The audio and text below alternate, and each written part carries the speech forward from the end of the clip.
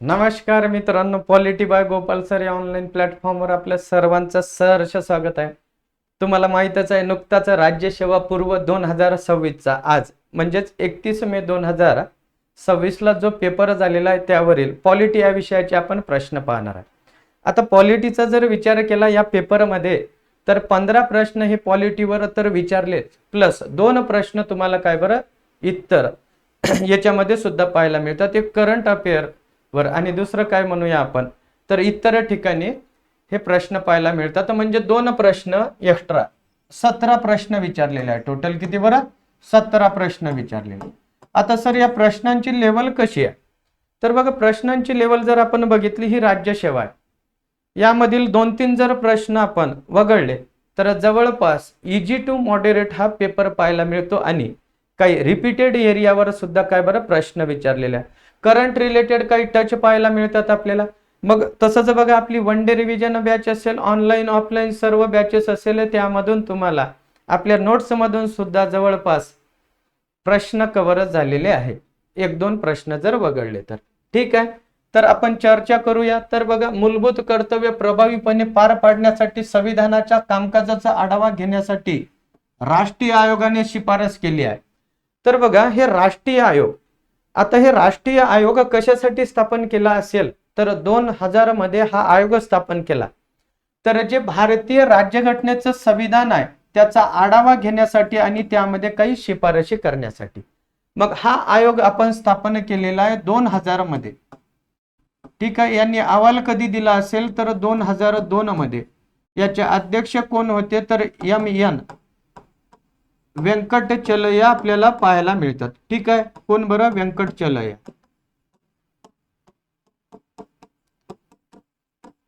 आता या आयोगाने शिफारस काय केल्या असेल तर बघा, काही अशा गोष्टी त्यांनी सांगितलेल्या आहे आपल्या मूलभूत कर्तव्याच्या रिलेटेड, की जे मूलभूत कर्तव्यामध्ये सध्या समावेशन आहे त्यांचा सुद्धा काय करा तुम्ही समावेश करा. मग बघा, निवडणुकीत मतदान करण्याचे कर्तव्य त्यांनी सांगितलेलं आहे. हे मूलभूत कर्तव्यामध्ये यांचा समावेश करा म्हणून सांगितलं. त्यानंतर कर भरणे, बघा सध्या मूलभूत कर्तव्यामध्ये ह्या गोष्टींचा समावेश नाही. मग त्यांनी हे सांगितलेलं आहे की कर भरणे, निवडणुकीत मतदान करणे, औद्योगिक संस्थांचे त्यांच्या कर्मचाऱ्याच्या मुलांना शिक्षण देणे हे कर्तव्य यांचा सुद्धा समावेश करा. मुलांच्या शिक्षण, शारीरिक आणि नैतिक कल्याणाच्या बाबतीत कौटुंबिक मूल्याची जबाबदारी, पालक तत्वाची भावना जोपासणे हे सुद्धा काय बरं यांनी वरील पैकी सर्वांचा समावेश सांगितलेला आहे. ठीक आहे. तर वरील पैकी सर्व हे आन्सर असेल. आता या रिलेटेड काय बरं आपल्याला थोडा हे आउट ऑफ बॉक्स प्रश्न पाहतो, परंतु जर आपण लॉजिकली हा प्रश्न सॉल्व्ह केला ना तर आपल्याला कळतात. जर आपण मूलभूत कर्तव्य व्यवस्थित वाचले तर वरील आन्सर काय बरं आपण निवडू शकतो. मग बघा, हे आपल्या संसदेचे रिलेटेड काही गोष्टी पाहायला मिळतात आपल्याला. याआधी बघा, इथे प्रश्न येऊन गेलेला आहे गिलोटिन समापनवर. मग आपल्याला आयोगाने हिंट दिलेली आहे की बाबा तुम्ही जेवढे समाप्ती असेल त्यांचा काय करा बरं अभ्यास करा. मग तसंही राज्यसेवेला आपल्याला माहित आहे की संसदेवर थोडेफार काय बरं प्रश्न विचारले जातात. कंबाईनच्या दृष्टीने संसदेवर राज्यसेवेला मात्र जास्त प्रश्न विचारले जातात. ठीक आहे. मग आता इथे काय सांगितलं तर हे प्रकार आहे साधारण समाप्ती, खंडश समापन, कांगारू समापन आणि गिलोटिन समापन म्हणतो. आता समापन दिलं याला समाप्ती म्हणतो आपण. ठीक आहे. वेगवेगळे वर्ड असतात. फक्त महत्वाच्या कलमावर चर्चेसाठी आणि मतदानासाठी घेतले जातात आणि मध्यवर्ती कलमे वगळली जातात, मंजूर झाल्याचे गृहीत धरले जातात. बघा, एवढं वाचण्यापेक्षा इथे हे लक्षात ठेवायचं, महत्वाचे कलम हे कंगारू समाप्तीमध्ये सांगितलेलं आहे. तर ऑप्शन क्रमांक 3 यांचं आन्सर असेल. आता कंगारू समाप्ती म्हणजे काय असतात तर बघा, आपले जे विधेयक असेल त्यामधील मेन पॉइंट काय बरं मेन कलम घेतले जातात आणि त्यावर चर्चा केली जातात, त्याला कांगारू समाप्ती म्हणतो आपण. कांगारू नावाचा काय तर आपल्याला एक प्राणी पाहायला मिळतात. ठीक आहे. ऑस्ट्रेलियामध्ये फेमस आहे तो. तर उडी मारण्यासारखं म्हणूया आपण. म्हणजेच काय, फक्त महत्वाच्या कलमावरच काय चर्चा केल्या जातात, त्याला कांगारू समापन म्हणतो. आता गिलोटिन समापन म्हणजे काय तर आपला जिलेट ब्लेड नाही. गिलोटिन म्हणजे काय असेल तर हे टाइम लिमिट दिलेली असतात. यामध्ये टाइम लिमिट किती बरं 26 दिवसाची. म्हणजे एखादं विधेयक जर आपण समजा चर्चेसाठी घेतलेलं आहे तर 26 दिवसामध्ये त्याला मान्यता देणे आवश्यक आहे. मग तुमची चर्चा झालेली असो नसो त्याला किती दिवसामध्ये 26 दिवसामध्ये, त्याला गिलोटिन समाप्ती म्हणतो आपण.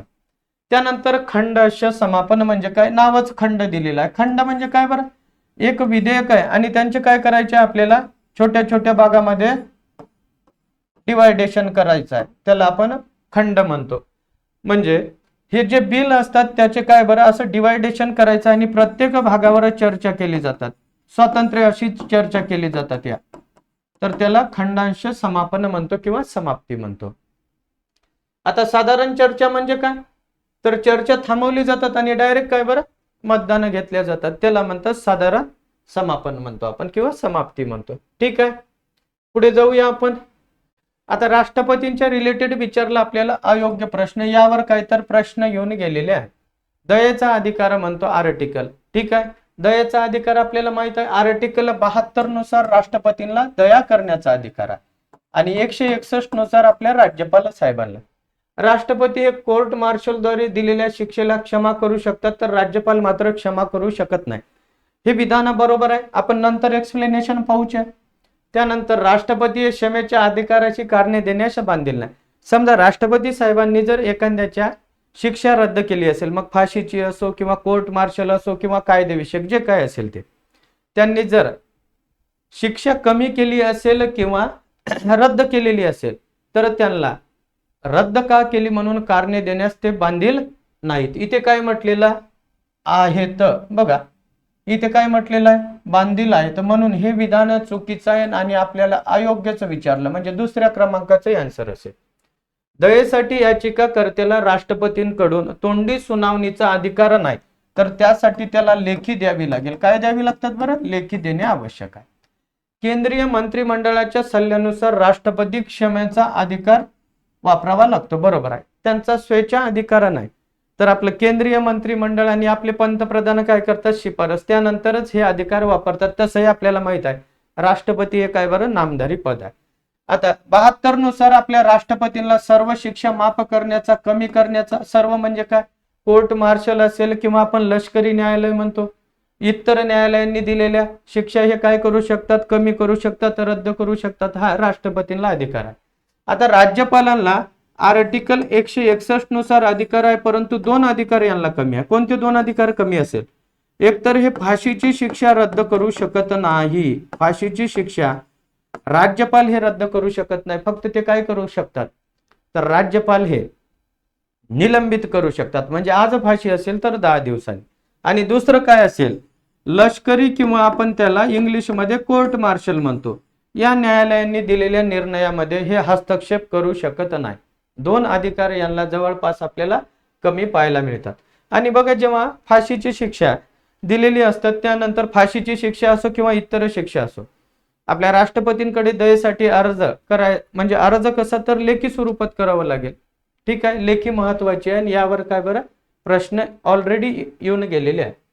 आता हे संसदेच्या समितीविषयी आपल्याला माहित आहे, समितीवर मागे प्रश्न सुद्धा आलेले आहे आणि राज्यसेवेला काय बरं बऱ्यापैकी प्रश्न पाहायला मिळतात. सार्वजनिक उपक्रम समिती, आता सार्वजनिक उपक्रम समितीची स्थापना झालेली आहे 1964 मध्ये आणि कोणी शिफारस केली असेल तर कृष्ण मेनन पाहायला मिळतात आपल्याला.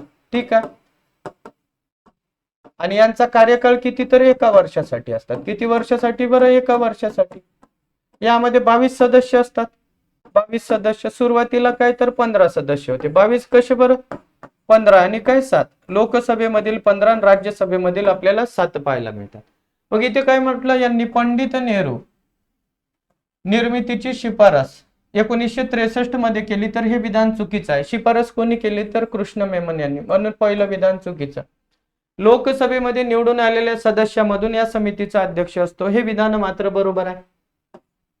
1974 पासून लोकसभेमधून 15 तर राज्यसभेमधून 7 सदस्य या समितीवर, हे सुद्धा बरोबर आहे. 74 पासून काय बरं सदस्य संख्या वाढलेली. या समितीच्या सदस्यांचा कार्यकाळ 2 वर्ष म्हटलेला आहे, तर 1च वर्ष. मग आपल्याला विचारलं काय, तर चुकीची विधाने कोणती, ए आणि डी ऑप्शन क्रमांक 2 काय असेल तर चुकीचा आहे. ठीक आहे, हे लक्षात ठेवावं लागेल. बघा, ही समिती आपण नंतर स्थापन केलेली आहे 1964 मध्ये आणि बऱ्यापैकी यावर सुद्धा ऑलरेडी प्रश्न येऊन गेलेले आहेत, हे लक्षात ठेवावं लागेल. पुढे जर आपण गेलो तर खालीलपैकी योग्य विधाने कोणती? तर हे सुद्धा काय तर यावर आपलं जे भारतीय काय म्हणूया आपण संघराज्य आहे त्यावर काही लोकांनी विधान केलेली आहे, तर त्याच्या रिलेटेड यावर प्रश्न आलेले ऑलरेडी आहे. मग एकच आपल्याला थोडं नवीन पाहायला मिळतात. ठीक आहे, केसी बियर यांचे मत भारतीय संघराज्य हे अर्ध संघराज्य आहे, बरोबर आहे. मॉरिस जोन्स यांच्यामध्ये भारतीय संघराज्य हे सौदाबाजीचे संघराज्य आहे, म्हणजे वाटाघाटीचे, हे सुद्धा विधान त्यांचं बरोबर आहे. CF स्ट्रॉंग यांच्या मते भारतीय संघराज्य हे कमी संघराज्य आहे, हे सुद्धा विधान बरोबर आहे, परंतु यावर ऑलरेडी वरच्या याच्यावर प्रश्न आलेला आहे. आणि डी वर सुद्धा काय तर प्रश्न येऊन गेलेला आहे. ग्रॅनविल हेस्टिन यांनी भारतीय संघराज्य हे सहकार्यात्मक संघराज्य, तर हे सुद्धा विधान बरोबर आहे. वरील पैकी सर्व विधाने बरोबर असणार. बघा रिपीटेड प्रश्न आहे फक्त इथे सुद्धा काय बरं आपल्याला हा वेगळा एक म्हणजे काय म्हणूया वेगळी शिफारस केलेल्या व्यक्तींची त्यांनी टाकलेली. अशा वेळेस बघा आपल्याला PYQ हे अतिशय महत्वाचे असतात. ठीक आहे, पुढे जाऊया आपण. भारतीय संविधानातील खालीलपैकी कोणते कलम भारताचे नियंत्रक आणि महालेखा परीक्षक? तर बघा कधी कधी लॉटरी लागतात. आपले कॅगच्या रिलेटेड आर्टिकल 148 मध्ये उल्लेख सांगितलेला आहे. ठीक आहे, वारंवार प्रश्न येतात. तर कॅगची नेमणूक राष्ट्रपती करतात, शपथ राष्ट्रपती देतात, त्यांचा कार्यकाळ 665 आहे. ते केंद्र सरकारचं ऑडिट करतात, आपल्या राज्य सरकारचं बघा परीक्षण म्हणतो आपण, हे केंद्र सरकार, राज्य सरकार आणि काय लोकल गव्हर्नमेंट. त्यानंतर हे राष्ट्रपतींना काय बरं अहवाल देतात. आत्ताचा कंबाईनचा मुख्य परीक्षेचा पेपर झालेला आहे आणि त्यामध्ये सुद्धा काय तर प्रश्न आलेले आहे. आयोग कधी कधी म्हणतात हे अहवाल स्वतः संसदेमध्ये मांडतात, तर विधान चुकीचं असेल. 151(1) नुसार हे अहवाल आपल्या राष्ट्रपतींना सादर करतात आणि 151(2) नुसार हे राज्यपाल साहेबांना, आणि हे व्यक्ती मग राष्ट्रपती साहेब संसदेमध्ये मांडणार आणि काय तर राज्यपाल हे आपल्या विधिमंडळामध्ये मांडतात. तर यावर काय बरं प्रश्न अनेक वेळा आलेले आहे. यावेळेस तर एकदम इजी प्रश्न विचारलेला, आर्टिकल विचारला आपल्याला. ठीक आहे, पुढे जर आपण गेलो तर बघा महाधिवक्ता, वारंवार सांगत होतो की महाधिवक्ता महान्यायवादी यावर प्रश्न विचारतात आणि तोच एरिया आहे आयोगाचा. एकदम सिंपल प्रश्न पाहायला मिळतात. महाधिवक्त्यांचे परिश्रमिक कोण निर्धारित करतात? परिश्रमिक म्हणजे काय बरं वेतन आणि भत्ते म्हणूया आपण. तर आपल्याला माहित आहे महाधिवक्ता म्हणजे हे राज्याच्या रिलेटेड, मग यांचे वेतन आणि भत्ते कोण? तर हे राज्यपाल साहेब, हे लक्षात ठेवायचं. राज्यपाल साहेब यांची नेमणूक कोण करतात? तर राज्यपाल. कार्यकाळांची यांना हमी आहे का बरं? तर नाही, हे सुद्धा आपल्याला लक्षात ठेवावं लागेल. आर्टिकल किती तर 165 मध्ये यांचा उल्लेख आहे. ठीक आहे, 2018 मध्ये महाराष्ट्र सरकारने यांना राज्यमंत्र्याचा सुद्धा काय बरं दर्जा दिलेला आहे आणि महाराष्ट्रामध्ये हे पद 1960 पासूनच तुम्हाला पाहायला मिळतात. ठीक आहे, तर अशा गोष्टी आपल्या महाधिवक्ता यांच्या रिलेटेड लक्षात ठेवायच्या. कार्यकाळाची यांना हमी नाही आहे. ठीक आहे, तर यावर वारंवार प्रश्न येतात. यांचे पगार व ते राज्यपाल ठरवतात. आता बघा हे भाषेच्या रिलेटेड आपल्याला प्रश्न सहसा विचारत आहे आणि यामध्ये जर समजा तुम्हाला क कळत नसेल, ख कळत नसेल, तर अशा वेळेस कशाचा वापर करायचा? तर इंग्लिशचा. 350 क म्हणजे इथे ए झालेला आणि ख म्हणजे काय बरं इथे बी झालेला. तर आता इथे म्हणणं काय तर बघा काही गोष्टी समजून घ्यायच्या असतात. घराण्याच्या निवारण्यासाठी केलेल्या अभिवादनामध्ये वापरायची भाषा म्हणजे काय? तक्रार करण्यासाठी कोणती भाषा वापरतात? तर आपल्याला माहित आहे 350. ठीक आहे, एखाद्याला जर हे माहित नसेल तर या हिंदी भाषेच्या विकासासाठी निर्देश वारंवार प्रश्न येऊन गेले आणि आर्टिकल किती बरं 351 मध्ये यांचा उल्लेख आहे. मग डी ला मला सांगा 2 किती ठिकाणी आहे बरं? इथे एकाच ठिकाणी आहे. ऑप्शन क्रमांक काय तर 4 आपल्याला पाहायला मिळतात. त्यानंतर आपल्याला माहित आहे प्राथमिक स्तरावर मातृभाषेतून शिक्षण, तर हे ए मध्ये सांगितलेलं आहे. बी मध्ये काय अल्पसंख्याक समाजाकरिता काय असावा? अधिकारी असावा भाषेकरिता, भाषा सुधारण्यासाठी. तर हे आपण म्हणतो आपल्या DPSP मधील DPSPच्या बाहेरील काही मार्गदर्शक तत्वे, तर हे आपल्याला पाहायला मिळतात. ठीक आहे, या गोष्टीवर काय बरं आयोगाने या आधी सुद्धा आर्टिकल 351 वर प्रश्न विचारलेले आहेत, म्हणून PYQ हे अतिशय महत्वाचे आहेत. परदेशातील भारतीय नागरिकांना दुहेरी नागरिकत्व देण्याची तरतूद फक्त काही देशामध्ये आलेल्यांनाच लागू आहे, ते देश कोणते आहे? तर बघा हे आपल्याला थोडं काय बरं आउट ऑफ बॉक्स प्रश्न पाहायला मिळतो, परंतु नुकतंच काय फिनलँड या देशांनी सुद्धा दुहेरी नागरिकत्व देण्यास सुरुवात केलेली आहे.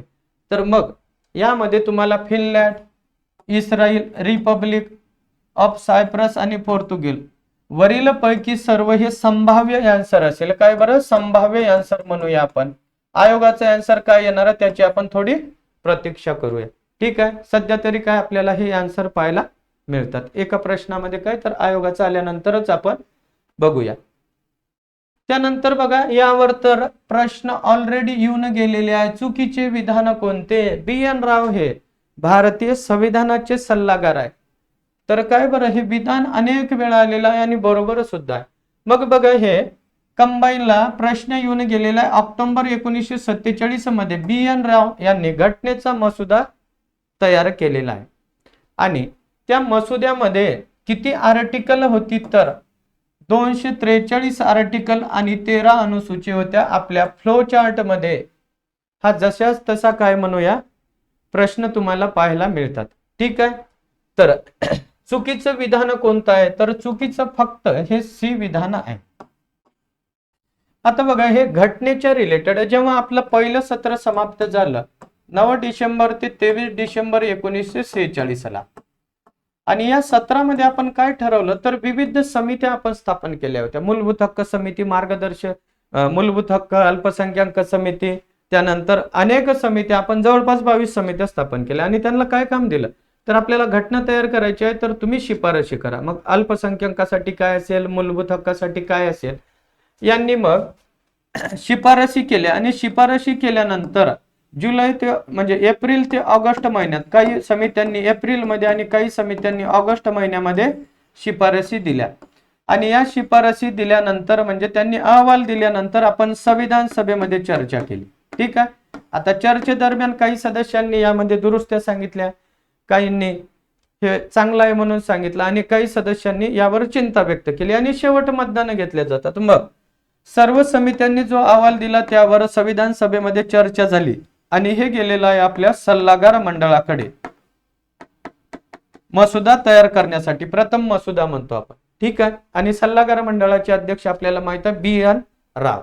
तर त्यांनी यावर म्हणजे काय म्हणूया आपण यावर अभ्यास केला आणि त्यांनी मसुदा तयार केला. मसुदा कधी तयार केला असेल तर ऑक्टोबर 1947 मध्ये. ऑक्टोबर 1947 मध्ये मसुदा तयार केला आणि त्यामध्ये 243 आर्टिकल आणि 13 काय बरं अनुसूच्या होत्या आणि मसुदा तयार केल्यानंतर त्यांनी आपल्या कोणाला दिलं असेल तर अध्यक्षांना. आता अध्यक्ष कोण होते बरं तर अध्यक्ष हे आपले डॉक्टर राजेंद्र प्रसाद. मी सांगत होतो एकतर यांनी किती म्हणजे काय मसुद्यामध्ये किती कलम आहे पुढचा प्रश्न इथे सुद्धा येऊ शकतो किंवा यांनी कधी हा अहवाल आपल्या अध्यक्षांना दिला असेल तर फेब्रुवारी 1948 मध्ये आणि प्रकाशित सुद्धा बघा वर्तमानपत्रामध्ये प्रकाशित केला होता, गॅजेटमध्ये प्रकाशित तर फेब्रुवारी महिन्यामध्येच केला होता. तर मी सांगत होतो बघा इथे प्रश्न आला नेक्स्ट जर आला तर इथे लक्षात ठेवा तुम्ही हे आर्टिकल त्यानंतर कधी दिला यावर प्रश्न येणार तर आपल्याला इथेच काय बरं प्रश्न पाहायला मिळतात. ठीक आहे, यासाठी काय अनालिसिस महत्वाचे असतात की बाबा आयोग आपल्याला कुठे प्रश्न विचारतात आणि नेक्स्ट प्रश्न कुठे सुद्धा विचारू शकतो. आपण प्रिडिक्शन म्हणूया. आपण जेव्हा PYQ अनालिसिस व्यवस्थित करतो त्यावेळेस या गोष्टी आपल्याला पाहायला मिळतात. पुढे जाऊया आपण. भारतीय राज्यघटनेतील 12व्या अनुसूचीमध्ये खालीलपैकी कोणत्या बाबीचा समावेश केलेला आहे?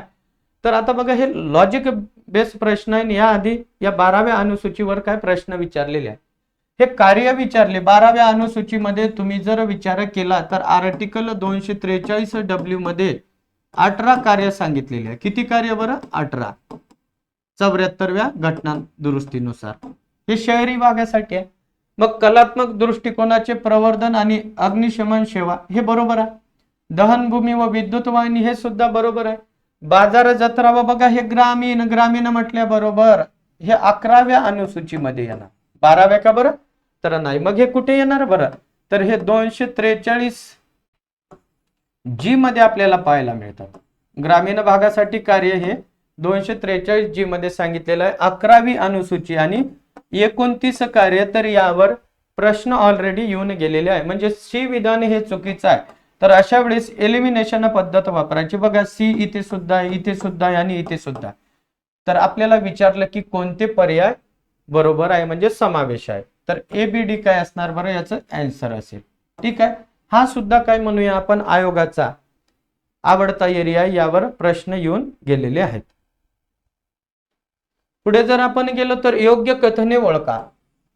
उच्च न्यायालयाकडून कनिष्ठ न्यायालय किंवा प्राधिकरण प्रतिषेध आदेश जारी केला जातो आणि त्यांचा उद्देश त्यांचा अधिकार क्षेत्राबाहेर. बघा हे आता सहसा मी सांगत होतो की हे प्राधिकरण वगैरे हे प्रतिषेध वगैरे आहे की नाही, तर हे इंग्लिश मध्ये वाचा आणि आपण खूप डिटेल्स मध्ये यावर ऑलरेडी बॅच असेल आपल्या, मग वन डे असो कोणती बॅच असो, यावर ऑलरेडी चर्चा झालेली. तर हे काय असतात बरं, प्रोहिबिशन मध्ये, प्रोहिबिशन म्हणजे काय, तर अप्पर कोर्ट आपल्या कनिष्ठ कोर्टाला, अप्पर कोर्ट कनिष्ठ कोर्टाला आदेश देतो उल्लंघन करण्यापूर्वीच. काय आदेश देतो की तुम्ही काय करू नका, उल्लंघन करू नका. म्हणजे तुम्हाला जेवढं क्षेत्र दिलेलं आहे तेवढ्यातच तुम्ही कार्य करायचं आणि तुम्हाला जेवढे आदेश दिलेले आहे तेवढ्यावरच तुम्ही काय करायचं आहे बरं, वर्क करायचं आहे. तर पहिलं विधान बरोबर आहे. उच्च न्यायालयाकडून कनिष्ठ न्यायालय किंवा न्यायाधिकरण प्रतिषेध आदेश जारी केला जातो आणि त्यांचा उद्देश त्यांच्या अधिकार क्षेत्राबाहेर जाण्यापासून प्रतिबंध करतात. पहिलं विधान बरोबर आहे. आता प्रतिषेध आदेश प्रशासकीय संस्थेविरुद्ध जारी केला जातो, तर हे विधान मात्र चुकीचं आहे. हा आदेश बघा इथेच दिलेला आहे, कशा विरुद्ध, न्यायिक आणि अर्धन्यायिक संस्थेविरुद्ध जारी केला जातो. तर ए आणि सी याचं आन्सर असेल. ठीक आहे. ऑप्शन क्रमांक 2 हे लक्षात ठेवायचं आहे. आपले काय आर्टिकल 32 मध्ये 5 रीट सांगितलेले आहे. मग आपलं काय असेल बरं, हॅबियस कॉर्पस असेल, त्यानंतर आपल्याला माहित आहे मॅन्डमस असेल, प्रोहिबिशन असेल, सरशिवराय असेल आणि कोवारंटो. संसदेच्या साध्या बहुमताने खालील प्रकारच्या घटना दुरुस्त्या करता येतात. तर बघा साधी घटना दुरुस्ती विचारलेला आहे आणि जेव्हा मूलभूत हक्क मार्गदर्शक तत्वे म्हणतो आपण त्यावेळेस, आणि नंतर मी संसदेमध्ये वोटिंग कशा प्रकारे घेतात त्यामध्ये सुद्धा काय बरं या गोष्टीचा उल्लेख आलेला आहे. तर यामध्ये बघा विशेष घटना दुरुस्ती, DPSP मध्ये जर दुरुस्ती करायची असेल तर विशेष घटना दुरुस्तीची आवश्यकता आहे आणि इथे विचारलं आपल्याला साध्या घटना दुरुस्तीने. मग अशा वेळेस बघा सी हे चुकीचं आहे. ऑप्शन क्रमांक काय, तिन्ही ऑप्शन गेलेले. अशा वेळेस ABD काय असेल बरं, आन्सर पाहायला मिळतात. बघा नवीन घटक राज्याची निर्मिती करणे आर्टिकल 3 नुसार, यासाठी काय तर विशेष बहुमताची गरज नाही. राष्ट्रपतीच्या वेतन व भत्त्या संबंधी दुरुस्ती असेल. ठीक आहे. आणि मतदारसंघाचे काय म्हणूया, परिसीमन म्हणतो आपण, परिसीमन म्हणतो याला, मतदारसंघाची पुनर्रचना आर्टिकल 82 आणि आर्टिकल 170 हे लोकसभेसाठी आणि हे आपल्या विधानसभेसाठी असतात. ठीक आहे. पुढील विधानापैकी राष्ट्रपतींच्या नकारासंबंधी विधाने योग्य घ्या. बघा हे सिंपल प्रश्न आहे. जर आपल्याला कन्सेप्ट माहित असेल ना तर हे प्रश्न काय बरं सहसा चुकत नाही. आणि प्रश्न विचारला काय तर त्यावर थोडं फोकस करायचं. बघा राष्ट्रपतींच्या रिलेटेड विचारलं, राष्ट्रपती विधेयकाला त्यांची संमती राखून ठेवू शकतात, बरोबर आहे. राज्यपाल योग्य उचित वाटेल असे विधेयक राष्ट्रपतींच्या विचारार्थ राखून ठेवतात. आता बघा हे दुसरं विधान मात्र चुकीचं असेल. का बरं, तुम्हाला राष्ट्रपतींच्या विषयीच विचारलेलं आहे आणि इथं राज्यपालांचा अधिकार दिला, त्यामुळे हे दुसरं विधान काय बरं राज्यपालामुळे चुकीचं आहे. मग बी चुकीचं असेल तर बघा बी किती ठिकाणी आहे, 1, 2 आणि 3. ऑप्शन क्रमांक काय बरं अशा वेळेस 3 बरोबर असेल. राष्ट्रपती संसदेकडे पुनर्विचारार्थ विधेयक दोन्ही सभागृहांना संदेशासह पाठवू शकतात. ठीक आहे. आता तुम्हाला माहित आहे बघा आपल्या राष्ट्रपती साहेबांकडे जर विधेयक आलं तर ते काय करतात बरं, राष्ट्रपती साहेब एक तर संमती देणार, संमती राखून ठेवणारा संसदेच्या विधेयकाविषयी, किंवा हे पुनर्विचारार्थ पाठवणार. ठीक आहे, पुनर्विचारार्थ. मग आता जे पुनर्विचारार्थ विधेयक आपण संसदेकडे पाठवलेलं असेल म्हणजे कोणी आपल्या राष्ट्रपतींनी, तर यांचा अधिकार इथेच काय बरं समाप्त होतो. का बरं, नंतर आलेलं बिल संसदेने बदल केलेला असेल किंवा नसेल तर राष्ट्रपतींना संमती द्यावीच लागतात. ठीक आहे. आणि राज्यांच्या बाबतीत असेल तर हीच प्रोसेस आहे, परंतु राज्य विधिमंडळाकडे जर बिल आपल्या राष्ट्रपतींनी पुनर्विचारार्थ पाठवलं आर्टिकल 201 नुसार, तर राष्ट्रपतींवर ते बंधनकारक नसतात. ठीक आहे. पुढील विधानातून आंतरराज्य परिषदेच्या रिलेटेड योग्य विधाने ओळखा. तर बघा, आपल्या राज्यसेवेला या आंतरराज्य परिषदेवर वारंवार ऑलरेडी याआधी प्रश्न येऊन गेलेले आहेत. मग यांचा उल्लेख अनुच्छेद क्रमांक 263 बरोबर आहे. बघा, आंतरराज्य परिषद यांचा उल्लेख कलम 263 मध्ये सांगितलेला आहे आणि यांची स्थापना करण्याचा अधिकार हा राष्ट्रपतींना असतो. हे विधान बरोबर आहे. भारताच्या राष्ट्रपतींनी या अधिकारांचा आजवर वापर केलेला नाही आणि अनुक्रमांक 263 नुसार आजवर आंतरराज्य परिषद स्थापन झाली नाही, तर हे विधान मात्र चुकीचं आहे. मग आन्सर बघूया आपण, ए आणि बी असेल. बघा, आंतरराज्य परिषद हे आर्टिकल कितीनुसार, तर 263 नुसार स्थापन केल्या जातात. कितीनुसार? 263. स्थापन करण्याचा अधिकार वारंवार सांगत होतो मी राष्ट्रपती साहेबांना आहे. आणि भारतामध्ये ही कधी स्थापन केली, तर 28 मे 1990 ला व्ही.पी. सिंग साहेबांचं सरकार होतं, त्यावेळेस आपल्याला पाहायला मिळतात. ठीक आहे. त्यानंतर आपल्याला माहित आहे यामध्ये अध्यक्ष कोण असतात, तर वारंवार प्रश्न येऊन गेलेला आहे, पंतप्रधान असतात. उपाध्यक्ष याला नसतात. त्यानंतर यामध्ये आपल्याला सदस्य पाहायला मिळतात, आपल्या राज्याचे मुख्यमंत्री आणि इतर काय बरं मंत्री सुद्धा यांचे सदस्य असतात. ठीक आहे. तर या आंतरराज्य परिषदेमध्ये आतापर्यंत काय, तर 3 बदल पाहायला मिळतात. 2012 मध्ये मनमोहन सिंग साहेबांनी बदल केला, 2015 मध्ये पंतप्रधान नरेंद्र मोदी असताना बदल, आणि 2019 मध्ये सुद्धा बदल झालेला. इथे स्थायी समितीची स्थापना केली आपण. कोणाच्या अंडरमध्ये, तर केंद्रीय गृहमंत्र्याच्या रिलेटेड. ठीक आहे. तर कधी कधी यावर काय बरं प्रश्न येऊन गेलेले आहे. आता हे काही गोष्टी आपल्याला काय तर वेगळ्या प्रकारच्या पाहायला मिळतात. बघा, हे काय विचारलं बरं, तर दिनांक 9 ऑक्टोबर 2024 रोजीच्या शासन निर्णयानुसार बंजारा लभान तांडा भागासाठी ग्रामपंचायत स्थापन करण्यासाठी किमान किती लोकसंख्या आवश्यक आहे, तर याचा आन्सर आहे 2, म्हणजे किती, ऑप्शन क्रमांक 2 700. तर बघा, हे चेंजेस झालेलं आहे. आता या बंजारा असेल, लबान असेल, लमान असेल यांच्यासाठी 2004 मध्ये काय 12 ऑक्टोबर 2004 असं काहीतरी आहे. ठीक आहे. त्यावेळेस ही योजना आणली आणि 1000 लोकसंख्या असेल त्या ठिकाणी स्वातंत्र्य अशी काय ग्रामपंचायत स्थापन करण्यात येत होती 2004 नुसार. संत सेवालाल महाराज योजना पाहायला मिळतात आपल्याला. ठीक आहे. मग त्यानंतर नुकतंच काय म्हणू 2024 मध्ये यामध्ये बदल केला, 1000 वरून आता किती केली बरं, तर 700 लोकसंख्या केलेली आहे. ठीक आहे. तर ऑप्शन क्रमांक 2 बरोबर असेल. पुढे जर आपण गेलो तर बघा, हे करंट रिलेटेड प्रश्न येऊन गेलेला आहे आणि यावर ऑलरेडी मी सांगत होतो की बाबा हे कुठेतरी प्रश्न येणार, एक तर आपल्या पॉलिटीमध्ये सुद्धा विचारणार किंवा करंट रिलेटेड तुम्हाला प्रश्न पाहायला मिळणार. तर बघा, अभिजात भाषेचा दर्जा नुकताच काय आपल्या मराठी भाषेला मिळालेला आणि मराठी सोबत बऱ्याच भाषांना म्हणजे दर्जा मिळाला. तर यावर प्रश्न कधी ना कधी येणार होता. तर आपल्याला करंट रिलेटेड प्रश्न पाहायला मिळतात. बघा, अभिजात भाषेचा त्यांना मिळालेल्या मान्यतानुसार क्रम म्हणजे सर्वात आधी कोणाला मिळाला असेल ते विचारलेलं आहे. तर बघा, तामिळ हे 2004 मध्ये तामिळला मिळाले. ठीक आहे. त्यानंतर बघा, ऑप्शन क्रमांक आपल्याला इथे सर्वात आधी क्रम लावा म्हटलं म्हणजे सर्वात आधी कोणतं बरं, तर हे विधान चुकीचं आहे, हे सुद्धा चुकीचं आहे, हे सुद्धा चुकीचं आणि आपल्याला तर ऑप्शन क्रमांक 4. मग सर त्यानंतर कोणाला, तर 2005 मध्ये संस्कृतला मिळाले. ठीक आहे. त्यानंतर तुम्हाला 2014 मध्ये ओडिसा आणि 2008 मध्ये तेलुगू भाषेला आणि पालीला काय तर आता आपल्या मराठी सोबत मिळालेला आहे. म्हणून काय तर यावर कधी ना कधी प्रश्न येणार होते. तर आता भाषेच्या रिलेटेड ही भाषा काय बरं स्वयंभू असावी, प्राचीन असावी. किती वर्ष बरं, 1500 ते 2000 एवढी काय जुनी भाषा असावी. इथं सांगितलं होतं मी तर 150 किंवा 200 विचारणार. ठीक आहे.